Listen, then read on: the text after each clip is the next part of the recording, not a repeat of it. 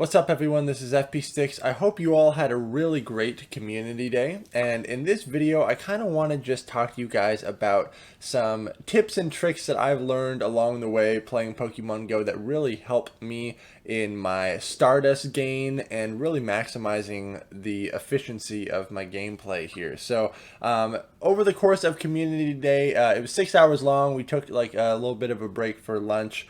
I caught around almost 1,000 Pokemon, which, you know, compared to some of the other major grinders out there, isn't that impressive, but I still think it's pretty all right. As well as I got a little over 500,000 Stardust. So you can see right now I'm sitting at 4,164,000 Stardust, and I have powered up a lot of things for PvP. I've maxed out a lot of legendaries, so I've definitely spent a lot of dust. And you can see like my total catches, I've caught 238,699 Pokemon.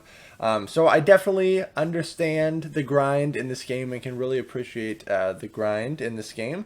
And so I thought that we could just go over some tips to help you guys maximize your Stardust gains, because Stardust, as we know, is the most valuable resource, especially for us battlers, man. Always running out of dust with so many cool Pokemon that we want to power up and try out in PvP. So the first tip I have for you, and I'm actually going to kind of get another camera angle on this so you can see my hands, but is how to do the fast catch trick. So first of all, you should go out and check Prodigy's Nation's YouTube video on this trick. That's where I first learned it. It's called the fast catch method, but I'm going to go ahead and change camera angles and show you my hands on how I do this method here. All right, so with this fast catch method, essentially what we're doing is we are skipping the animation time of watching the ball shake and then close and then the little screen that comes after it. So again, check out Prodigy's Nation's video on this because he explains it really well as well. But essentially what we're doing is just skipping that animation. So I throw the Pokeball with my right hand, with my right thumb. So how I like to do this is actually I have my left thumb over where you can select the berry here, and you can see as I'm dragging my left thumb here, you can actually see the berry screen moving a little bit. If I were to release the berry screen, you'll see the little window with all my different berries will pop up there. You could also do this same thing with the left thumb, but on the Pokeball selection screen. You can see I'm dragging it, and on the screen it's enlarging a little bit and moving, and if I were to release it, it pulls up all the different Pokeballs I could select. I prefer to do it off of the berries just to keep my left hand in one zone and my throwing hand in the other zone. So essentially what I'm going to do is I'm going to drag on the berries, drag it over a little bit, and then with my right hand I'm going to throw onto the Pokemon. After the Pokeball has hit the Pokemon, I'm going to release my left hand to bring up that berry window. I'm going to click out of the window, and then I'm going to click the run button. And as you will see, this is essentially going to skip the animation here. So I have my left hand on the berries. I'm currently spinning the Pokeball right now to do a curveball. I'm just going to wait for the center to attack to make sure that it doesn't bounce off and that I have to sit here waiting for the animation. So there's the attack. The Pokeball hits. I release. I click out. And then I click the run button. So what I've done there is I've essentially skipped the animation of having to wait for the Pokeball to shake and then close. And as you can see, there's the Sentret right there. I caught the Sentret. Didn't even have to wait for the ball to close. I'm currently on an incense right now. So sometimes what's going to happen with incense, I've noticed, is that after you catch the Pokemon, normally you could just click on the Pokemon, and if it was actually caught, it would not allow you to go into the screen. For example, if I run right there, you can see I've actually already caught the Shelder. So if you do this trick on Pokemon that are not spawned from an incense, when you go to click the Pokemon, it will actually disappear and then give you like a quick error message at the top saying that the Pokemon couldn't be found or something like that. But all you need to do is just check your inventory to actually see if the Pokemon was caught. And as you can see, the incense is just outputting a lot of different Pokemon right now. This Teddiursa is kind of a high CP, and that was a bad throw. So let's see if I go into my bag. I did not catch the Teddiursa, as you can see, so I would have to go and throw this again. But if you can really get used to this fast catch method, you are going to save yourself so much time and be able to rack in so much more Stardust because you're just going to be able to catch a lot more Pokemon. When I do this, especially when you encounter higher CP Pokemon or Pokemon with a lower catch rate, I would recommend choosing either your Great or Ultra Balls to do this. Just to ensure that you're going to catch the Pokemon. Like right there, I hit the Great, and I was actually able to snag the Teddy Ursa that time. So, first tip, get really good at the fast catch method. The next tip I have is a very obvious one, but be aware of the items that you can use to increase your Stardust gain. So most obviously is the Star Piece. This is going to increase the amount of Stardust you get per catch. As well as using incense. Right now, I believe incense lasts for an hour, so they've increased the amount of incense duration, as well as the effectiveness of incense. So Pokemon are spawning much more frequently. And then whatever grinding loop you have, I would recommend using some lure modules on the Pokestops to once again increase the amount of Pokemon that are spawning. These are very obvious tips here, but they do help for sure. The footage that you're seeing right now is of my actual walking grinding loop that Katie and I did for our community day here. We were back home in Washington State, so I wasn't in my normal grind spot, but as you can see, we're walking around. I have these stops lured up, and I'm using the fast catch method on all of these Pokemon. I have a Star Piece going, I have Incense going. So that really helps your efficiency a lot. Another tip I have, this is pretty important, is to get yourself either a Gacha or a PokeGo Plus or Pokeball Plus, some sort of device that allows you to catch Pokemon. So I personally prefer the Gacha, and the main selling point for it for me was the fact that it has a rechargeable battery. What the Gacha allows you to do is you can hook it up to your phone, and it has a setting for automatically catching Pokemon or automatically spinning stops. And what this is great for is if you stock up really heavily on Pokeballs, like the red Pokeballs, the Gacha only draws from that Pokeball storage, and essentially you're able to catch Pokemon and spin stops hand-free. So as you will see later on in this video, the weather actually got pretty bad. It started raining fairly hard. And so we were forced to do the rest of Community Day in a driving loop. And this is where the Gacha really came in handy, because I was driving for a portion of it. And so obviously you don't want to be playing Pokemon Go and like have your hands on your phone while trying to drive. That's very unsafe, and it's against terms of service there. But with the Gacha connected, I can fully focus on driving, and I just let the Gacha do all the catching and spinning. So later on in this video, you'll see the driving loop that we had lured up, and it was really great because I was still able to catch a lot of Pokemon while being completely safe and just letting my Gacha do all the work.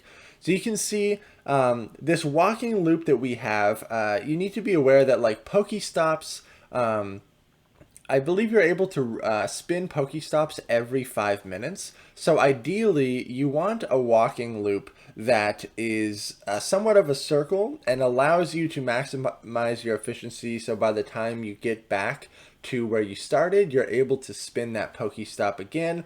I find that a little 5-minute loop tends to be really effective. And when you're dealing with Pokestops that are lured up, you want to be able to encounter those spawn points as frequently as possible. Ideally, in a perfect world, you want to find a grind spot that has a high density of Pokestops, lots of natural spawns. So you're going to find a lot of like cluster spawns I've found in parking lots. Major parking lots for big shopping centers always have a bunch of cluster spawns. That's really where I find the highest number of cluster spawns, but unfortunately, normally the Pokestop density is not very dense in those parking lots or shopping centers. So you want to find a spot with a decent number of natural spawns, Pokestop density, and ideally in a circle so you can keep looping back around. And you will notice when I am doing my walking loops, I'm always throwing either Great Balls or Ultra Balls because, again, I want to guarantee that I just catch the Pokemon on the first throw. Luckily with Weedle, it has a pretty easy catch rate, but yet again, I want to save all of my red Pokeballs for my gotcha. So when I do have to do those driving loops, I will have plenty of Pokeballs for the gotcha to go to work with. So you see me always throwing either Great Balls or Ultra Balls. And that's a very important thing to make sure that you are managing the number of Pokeballs that you have in each of those respective areas. But having a gotcha or a Go Plus or a Pokeball Plus is very effective in really gaining Stardust with this.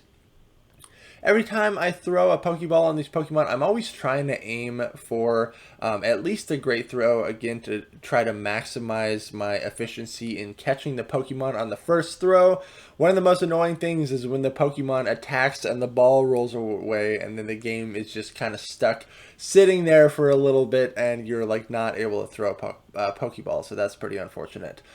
Another tip I have is make sure you have your eggs incubated. When you're out walking around, you're going to be gaining the most amount of kilometers. Often when you're driving and you have the gotcha hooked up, you don't get as kilometers as consistently, I've found, versus walking. And so if you have all your eggs incubated, you can try to synchronize when they're hatching to make sure that they all hatch within the star piece. Another tip, make sure you're actually stacking your star pieces. So if you know you're going to play for 6 hours of time with no stops, stack all those star pieces up. In one of the recent updates, you can actually stack these items like incense and star piece and lucky eggs to allow them to run for whatever duration of time you want based on how many of those items you use. If you want to maximize your experience gains as well, you can obviously pop lucky eggs while you're doing all this stuff as well. And you can see while I'm walking around, I don't even have my gotcha hooked up right now. I'm doing everything manually. Again, because I wanted to save battery life on my gotcha, and I wanted to ensure that I was manually encountering each of these Pokemon. Because the thing with the gotcha or the Go Plus is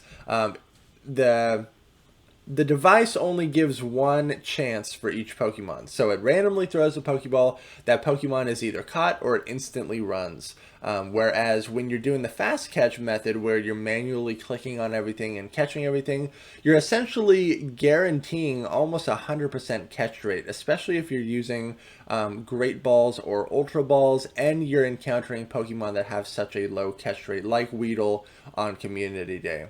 So that's where manually catching definitely has an advantage over the gotcha, and if you're able to really perfect the fast catch method, you're able to encounter Pokemon, then the Go Plus or the gotcha is able to as well. So I think pretty soon here the footage is going to switch over to our driving loop that we had. And again, if you are the driver in this scenario, you want to be hands-free and just let the gotcha do everything.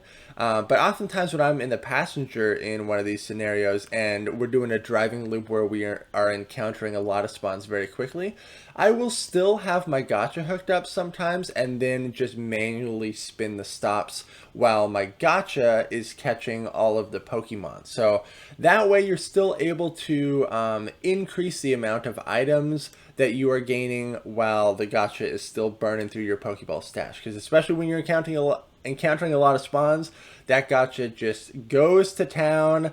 I love the gotcha so much. Another selling point on it for me was the fact that you can turn off the vibration, because I know when I had the Go Plus, man, that thing was just buzzing all the time. So you can buy a gotcha or a Go Plus like on Amazon, or I know they sell them at Target. So here's the driving loop that we actually ended up doing, and we're hatching an egg here. I think just 2K is going off here, but you're going to see that this driving loop is actually a perfect circle. It's got a decent number of Pokestops, and you can see I'm just letting my gotcha do all the catching here. Letting the gotcha do all the catching, and there's a decent amount of cluster spawns. I still have my incense going. All of the Pokestops in this little circle that we're doing are currently lured up. The lures only lasted for half an hour, unfortunately, so we did have to burn through a lot of lures. Unfortunately, with this particular driving loop, there wasn't a whole lot of natural cluster spawns, so the majority of the Pokemon that were spawning were either based off of my incense or the lures that we put up. But whenever you're driving, obviously make sure that you're being respectful to other cars around you. I know oftentimes when people do this, you need to drive at a slower pace to actually allow the game to encounter these Pokemon. So always be aware of your surroundings. Make sure you're checking your rear view mirrors and not being in the way of anyone. Always being mindful of that stuff. But you see, we're going at a very slow pace here. This was great because essentially, like, almost all the parking lots on this loop were fairly empty. Not a lot of people were out. It was raining pretty heavily today, even though the in-game weather shows that it was partly cloudy, which is kind of funny how inaccurate the in-game weather can be at times. But this is where having a nice hefty storage of red Pokeballs is really useful, because the gacha is drawing only from that stash. So that's why when I'm manually catching, I essentially only use Great or Ultra Balls when I don't want to have to be actively playing on my phone and just let my gacha do everything. That's where it draws from those Pokeballs. So it's good to have a good stash there. You can see we got lots of eggs hatching here. Another tip is if you have like all 9 eggs hatching at once, you can crash the app and then just reload it to avoid the pesky animations going over and over and over. Like this was, I think only 2 eggs were hatching here though. I hope this video helps you guys in your Stardust gains. Man, again, Stardust is the currency that everyone could use more of. There's always Pokemon that we want to power up and try to use in battles, especially with Master League going to be rolling around at some point soon. You got to max out those Pokemon. So if you appreciate this type of content, I know there was no battling involved. This is kind of a new step for this channel, but make sure to let me know in the comment section and like, comment, and subscribe. Let me know what are some of your Stardust gaining tips. Thank you all so much for watching, and I will see you in the next video.